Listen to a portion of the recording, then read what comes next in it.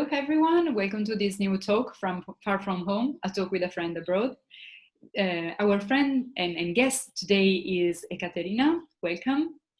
And the first part of the talk and the first question for you is how you ended up where you are today. I know the story is super interesting and also a little bit complicated, but if you want to share with us, it will be great. And thank you. Okay, hello everyone.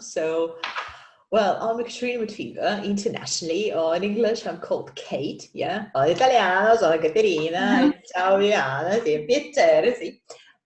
Sorry. Anyways, we'll leave this conversation mainly in English, I promise. Sometimes we might switch, to Italian, Spanish, Portuguese, so whichever language we share there. What's your accent in Italian? What do you think, which region is your accent in when you speak Italian? I have a few different, because I've actually lived and studied in different regions. Yeah. That's another story. Okay. Yeah. Yes. Anyways, but you can tell me later as well. So at this very moment, I'm in Latin America. So I'm in Buenos Aires. However, I'm not Argentinian, but more than what people think I am. Anyways, so my background is pretty international because I'm Russian, Polish, and Greek. Yeah, so part of my family comes from, Greek clans, and part of my family is Polish, and my parents grew up in Mongolia. It's the whole history, the history unveils, in terms of Mongolian, let's say, development that was really dependent on USSR and other neighboring countries, and how my grandparents on both sides were invited to Mongolia to develop the economy, and my parents, so their families, tagged along and spent all their school years attended international schools, studying in Chile, neighboring schools, having friends in common, and never meeting in person, and meeting years later. Anyways, so I believe that this is my 7th, 10th. I don't remember how many actually I lived, but this is not definitely my first residence. And the thing is with Latin America that after studying, doing Erasmus Mundus, that we were doing all the masters. So eventually I had in my program 4, and having all this 4 and studying all over Europe, and then also working, including Europe and Asia, and decided to stay in London first, and then coming back to Scotland. One of my masters was there in St Andrews, so I stayed in Edinburgh, and getting my entrepreneurial residence in Edinburgh as well, and developing Malingua, my global project, where we train languages and cultures. Then I decided that it would be interesting both professionally and personally, business-wise, and also for experiences, wanted to go and explore Latin America. One of the reasons was that back in 2017, 2018, I was part of an org team for World University Debating Championship. This is one of my things that I've been doing since 2012, when in Warsaw I founded a debating club while I was studying in Warsaw, the uni there. And this World University Debating Championship, or WUDC, was held in Mexico. And that was my first time when I actually flew over, even though it's kind of Central America, but still it's on the continent. And from there, I actually went to Guatemala, which was a very scary place for me. Anyways, and then I started entertaining this idea of, all right, if going where, what I had in my mind, Brazil, Argentina, and Chile. Eventually, I decided that Argentina was the best choice, as I had sort of my own network there or here. As back in 2012, while I was studying in Spain, in Galicia, Santiago de Compostela, I actually received an international prize in Italian, in poetry in Italian, in Buenos Aires. So it's mind-blowing. Mind-blowing, because I remember that night, so I was studying and also Skyping with somebody evening, and then I received a call with unknown numbers of +54, that's strange. It's definitely not, Spanish or Italian or anything. And then nice lady started talking to me like in a mix of Spanish and Italian because she wasn't sure which language to talk to me. And she was like, yeah, like, so, yeah, so congratulations, all that. So you are actually among the winners of this like poetry competition. I was like, okay, cool. Because, it's like, it happens like when you write a lot and then you submit to some, like, just like to get published. Yeah. And it was like one of the things like a few months earlier. And I was like, okay, if I get published, cool. But like doing, okay. Anyway, so they invited me, yeah, to Argentina. But I mean, being a student back in time, it was almost impossible. I mean, tickets a lot. And even though they gave me some sort of like scholarship, like to cover like major part of the trip, still it wasn't, enough to go. So anyways, after that, obviously, so books were published and like there was kind of a circle, of artists, poets, architects, and we kept in touch because Facebook already was invented, so it was easy. Anyway, so by the time I decided I'm coming, so I had this network, I got in touch with them, and when I arrived, I kind of, didn't go. And anyways, from that point, I started step by step developing our presence here, like professionally, Malingua, and also rediscovering, myself socially, because back in time in Edinburgh, I would say that the community was really like student kind of, focused, and entrepreneurial vibe. Yeah, is great, but still, I couldn't go and like dance every night, like practicing dancing. I'm not talking about partying, I'm talking about like dancing, like a samba, bachata, whatever it was. And suddenly here, I discovered that, wow, social life is amazing in terms of like going, dancing tango, salsa, whatever it was. Yeah. So, and I would just go.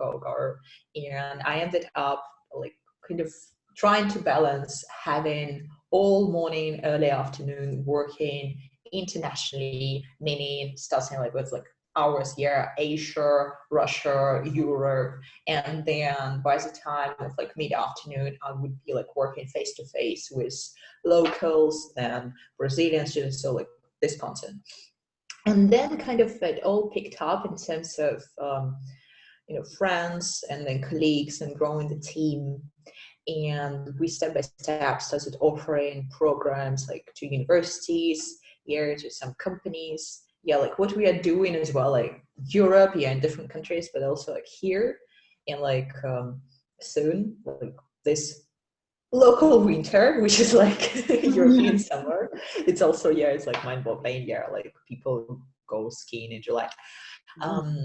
We are going to start like this pitch to win. It's like public speaking in English training with one of the local universities, like University of Palermo, and they are training entrepreneurs who are studying there to be better at presenting their projects when they go on exchange programs, like to NYU, like certain schools or States, or in like in UK, US, so like they're different places where they go on exchange. And so it's one of the programs that I'm really looking forward to.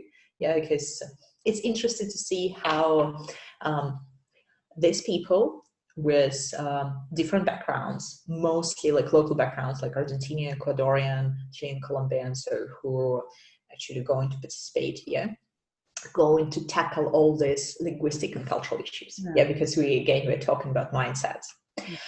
Anyways, so basically in the past 2.5 years, I've been between continents. So I would dedicate time to Buenos Aires and Sao Paulo.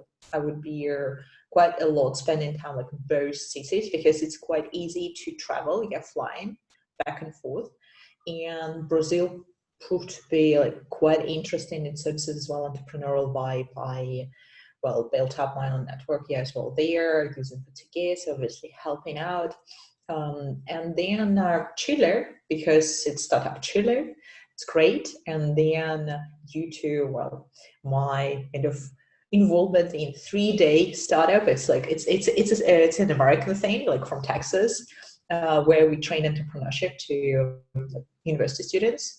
I had a chance to go to Colombia as well, built a network there, and that network started building up. Then it's Peru, and then debating networks, so it's all over. So suddenly I realized, actually, I've got like many countries on this continent. Yeah, and so like part of the time, like 3 4 months, I would spend here. Then I would go to Europe or like Middle East, Africa. Like 2 years ago, it was Middle East. Like last year, it was Africa. So a year ago, so Africa. So like it's kind of like expanding horizons. Like this year, it was supposed to be as well Canada and States, like war, but. It's another topic, right? And it's kind of interesting in terms of balance because I'm trying to establish a team here and develop our presence here and figure out how to make it kind of permanent in terms of like programs for Spanish speaking people, programs for Portuguese speaking people, and then we've got like presence in Europe, okay, Canada. So how are we doing it? Here's in English, here's in French, Italian, Russian, like German. How what to tackle. So it's a very good sense of as well, it's an emerging market, and it's good to experiment here because lots of things that were already implemented like I don't know years ago in Europe, here is just like only coming.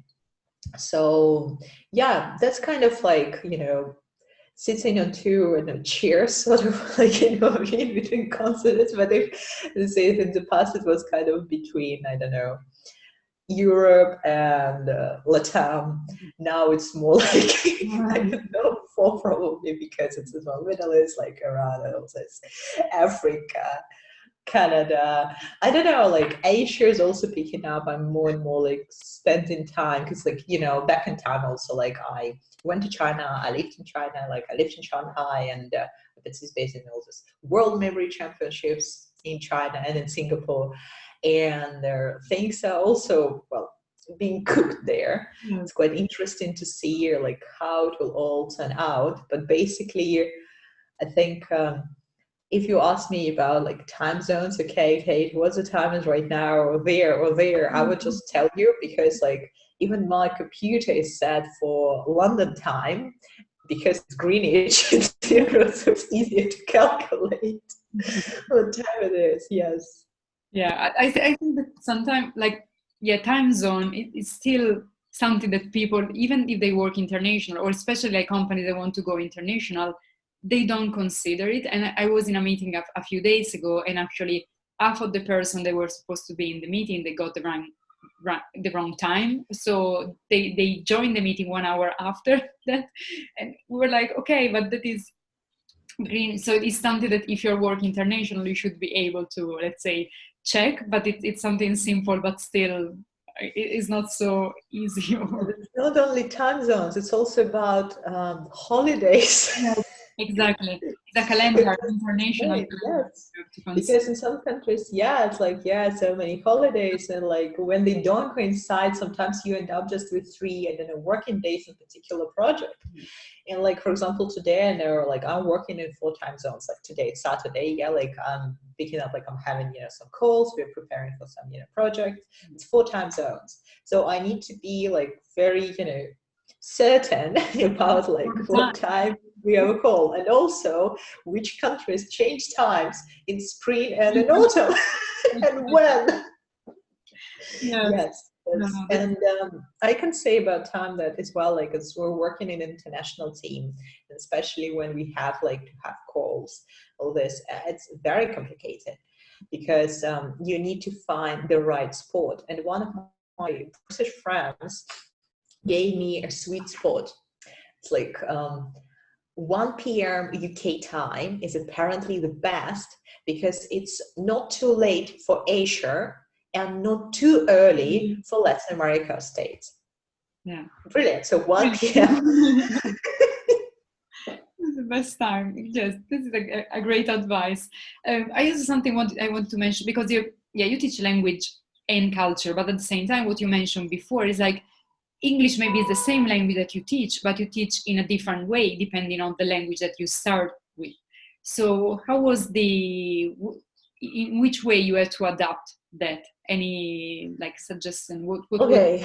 In terms of like language learning and language teaching, because like we've got team comes from different like background. In terms of like their native languages, we are also trying to well, invite more bilingual people who are like not just like multilingual, definitely multilingual, yeah, always, but like bilingual who understand and will just switch. Because what I see is that a lot of people like in Latin America pick up, for example, Spanish and Portuguese, or let's say Spanish and one of like native languages, indigenous languages, like local, like Peru, yeah, Quechua, all this. And then as well, like there's English. And I would say that depending on the country, yeah, people might struggle. And one of my approaches all this year has been about writing books first. So what I mean by this, back in time, 4 years ago, yeah, 4 years ago already, yeah. So I wrote my first book, which was in Russian for Russian-speaking people starting learning languages, explaining to them in their way, based on their trauma of post-Soviet and post-Soviet education. After that, I wrote a book in English, more kind of looking at English, or let's say like international audience, like English speaking international audience, about, okay, how would you learn different languages based on English? And then last year, after spending some time in Latam, I wrote a book in Spanish, focused on Spanish speakers. Like, okay, guys, you've got this beautiful language, you've got so many advantages. How you could use Spanish as a basis to learn Italian, Portuguese, French, like at ease, without even like making an effort. Yeah, like all of this, like all four basically, right? Then how can you learn English and be sure of your phonetics? How can you tackle languages like such as Chinese, yeah, like so Mandarin, Russian, Arabic, Hindi, yeah? So because they're so different. Okay, what about German? Like how could you like also connect with them? And I believe that's one of the things, like one of the points, how you connect a person with, like, let's say like the first, like the mother tongue, yeah, the first language, and also the way how this person was taught back at school and university, because this creates all this, say, like traumas or habits. Because especially if, let's say, a person comes to learn English, like the majority of, let's say, Latin American people come to learn English, right? So you would be like, okay, so learn English. So you're, so yeah, so if you're like her, if a person comes here, Latin American, wants to learn English, most likely it's called like a false beginner. Even if a person claims I'm a beginner, it's false beginner. What does it mean, like false beginner? So that there is already like a chunk of knowledge packed here, had probably forgotten, but it's possible to retrieve it, like recall it. What's not so good about it, because there was a particular pattern, way how this person was taught, and probably it could prevent this person from embracing a new way of learning, because maybe there is a fear here, maybe there is some sort of like procrastination, and we know procrastination, like demotivation, whatever is hidden there. So you need to find a new way to kind of reorient this person. Say, all right, here we're learning this language, not just per se, like for the sake of learning it, but we need to find the main goal. Yeah, what is your goal? Why do you want to learn it? Yeah. And if the person says like, I want to get a better job or something like this, it's good, but it's not good enough for an answer, because you need to have a very strong motivation, which is deeply rooted inside, yeah, and connected to your emotional state. Yeah, so maybe it's connected to your dreams. So if you're saying like, okay, I'd love to get like a better job, yeah, or like a better job position, or I don't know, move. So you need to really paint this picture and say, all right, like in 2 years, in a year, in 2 years, I want to do this, and that. I don't know how it will all play out, but I know that one of the tools in order to achieve it will be English or another language. Yeah, and then I'm just like I'm laser focusing here, that goal, and I'm moving towards it. Yeah, that like motivation and a deep motivation is really key for learning a language. It's really the key. Okay, good. Moving on to the other question. How were, like, what were the big challenges for you during this, like, COVID, and also what were the resources that you maybe have like rediscover or discover or something um, that you can share with us? I mean, in terms of like challenges, plenty of them. I would say that when it all started like unrolling, I mean, we were pretty much like as I've been like personally, like, I've been working remotely for so many years. I think This since was not well, a pretty much 10 years, over 10 years.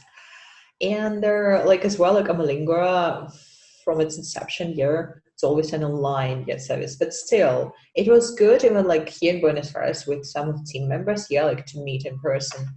And another thing that I noticed is that even though I was working here remotely, like I typically prefer to work at home, because nobody would disturb me. All great. Co-working spaces, sometimes for meetings. But what I noticed is that I had a perfect balance. So I would work at home and then I would have social. all those activities, hobbies, dancing, singing, piano, like friends, etc. And suddenly it was all taken away from me and I was left like just like at home with my computer working and trying to figure out, okay, how I could substitute all that Yeah. because this social element, yes, I was lacking. And I remembered how back in time in 2015, like towards the end of 2015, when I was already in an accelerator in Edinburgh, and we were like started like gathering all this sort of like medals, whatever you call it, like all these first places, 20 places like in the world, getting like top of the top. It felt very lonely back then because what I was doing, I was only working and it got to the point of like 16, 18 hours per day in order to get it all started. Yeah. And here I was like, okay, so I have a choice. Like I can either throw myself in work like back then, which eventually like echoed in my health and like or Yeah. like both like body, like mental, everything. Or I could still step by step find a way how we could slightly, change it and play with the all conditions. And first, what we did was live streams under pressure. So I almost immediately, as soon as the lockdown was announced, um, started just interviewing people, including yourself, different people, like more like I would say like leading a friendly conversation about languages and cultures here by Instagram, and we ran around 50, I believe. And at the same time, we're met with our team, like focused on marketing and said, okay, we've got the marketing team now, cool, guys, let's experiment, let's figure out like what we can do. Because it was as well the time when we were assembling, because we wanted to try as well something new. Okay, what about Instagram? How to develop Instagram? How to develop like all our multiple channels? And I think that was a moment when kind of the challenge came and it was accepted by us. So instead of like sulking and saying, oh my God, I can't go where I want, which was really tough and it's still very tough, I would say that work kept us busy. But then in parallel to it, some activities started emerging. Like my friends started throwing like online parties, karaoke's, like online bars, whatever it was. Obviously, it couldn't substitute real conversations. However, I noticed that one of the things that really mattered that people, like my circle, were there for me, and I was there for them. And I think that what really mattered that very moment. And then instead of, well, going to States and Canada, I moved apartments and it really felt so fresh as if I were in a different country, again, somewhere around Latam, because I got more sun, like, got more exposure, I don't know. It's just like different environment, different sense. So mental health, definitely, yeah, like any kind of mental health support. Yes. And then I noticed that as soon as I started feeling more kind of comfortable in my shoes, yeah, in my like flat, I was like, okay, maybe it's time for learning. And I got back into more of academic kind of research, as well reconnecting, yeah, with our colleagues, because I think it's great time now for learning, because you can get into all kinds of courses, materials, whatever there here. And well, we started here as you're working something like about intercultural training. Then we started as well working on memory training with other partners. And like I also had to study, like pick some things, pick my brains and cook it. Yeah. And then I was like, okay, what I want? Oh, I want to refresh like my Mandarin. Okay, let me work with my colleague here on my Mandarin. Yeah, because I want to, well, work with one of the partners here, the install. And I think surrounding myself with, on the one hand, challenging tasks at work, unprecedented conditions, when you really need to crack every new challenge. Then surrounding myself with teammates who are there, who are willing to work, experiment, and to try. And then surrounding myself with friends, and all the close to me people, so important to me people who are willing and open to talk about what's going on with them, even if it's challenging, it's daring, so being vulnerable. It's been like great in this sense. It's kind of the way how you can adapt. Yes.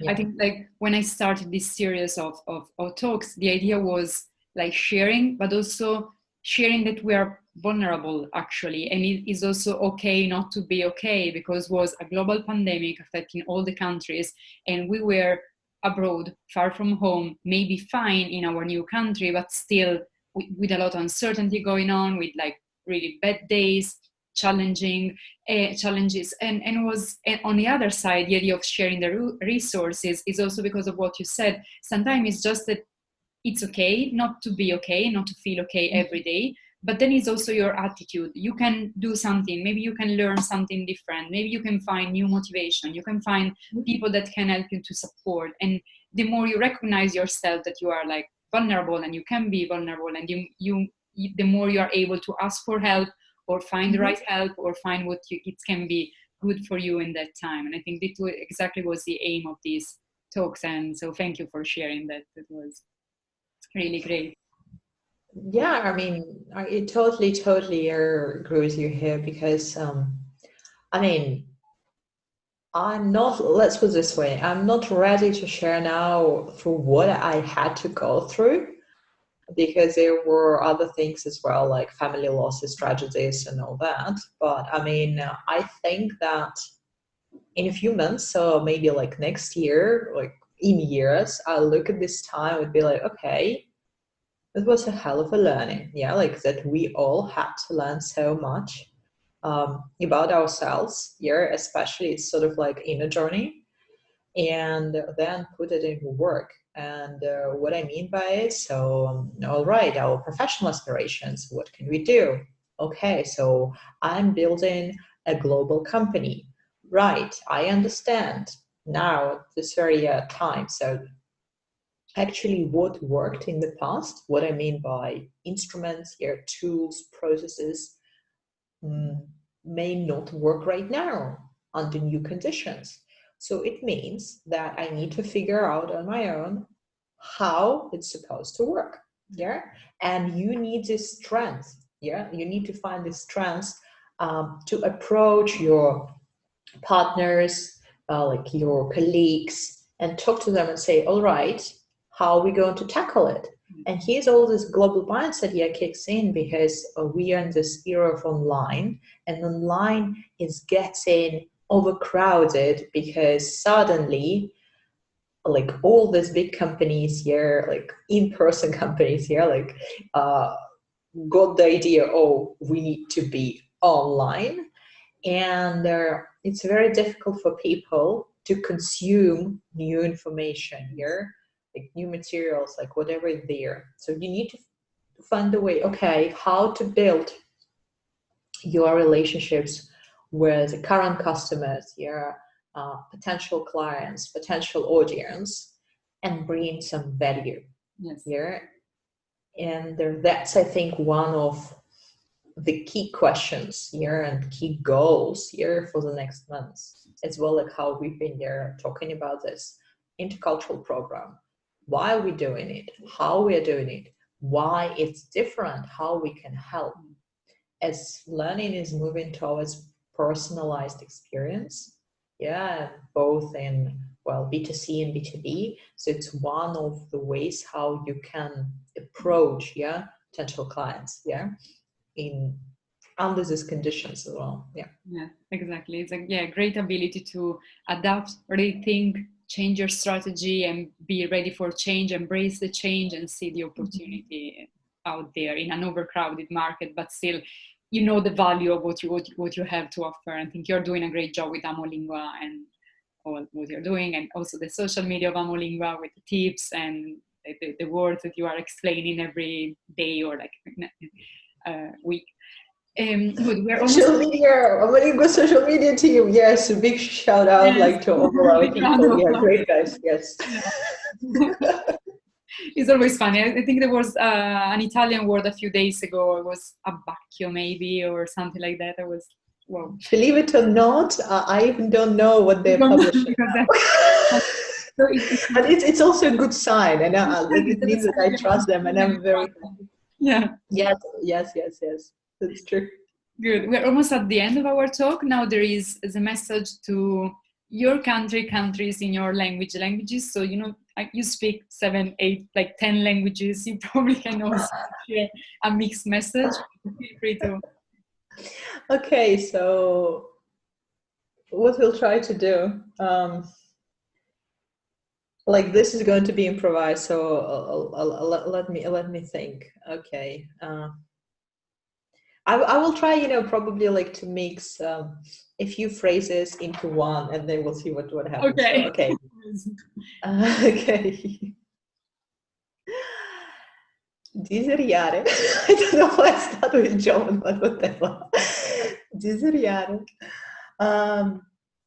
Encontramos un desafio. Però tutto andrà bene.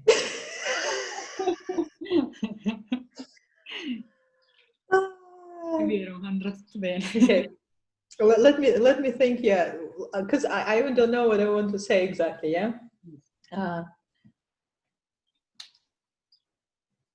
je pense que nous pouvons alors je pense que nous pouvons rencontrer nos amis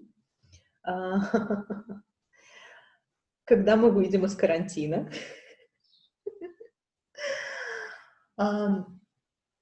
But I don't know when. Eu quero dizer que é muito difícil. Сможем это дожить, быть в дому. Then you will send me the subtitles for this part. It's difficult, yes, and just wait, until we meet. So 再见. So basically, what I said that this year we face the challenge, but everything will be all right. And I hope that we will finally meet with our friends when we get out from the quarantine. And now we just need to like stay to be at home. And finally it will be over. So see you soon. Good. Thank you very much for being with us and sharing, and thank you everyone for following, and take care. Bye. Thank you so much for inviting me, and thank you so much everyone for watching us. And if any questions, just follow us on Instagram, Facebook, ask questions, happy to help. Yeah, then we will Yeah, add, well, we'll add link to Amolingua in the comments section. thank you. Thank you. Okay. Bye Cheers. bye.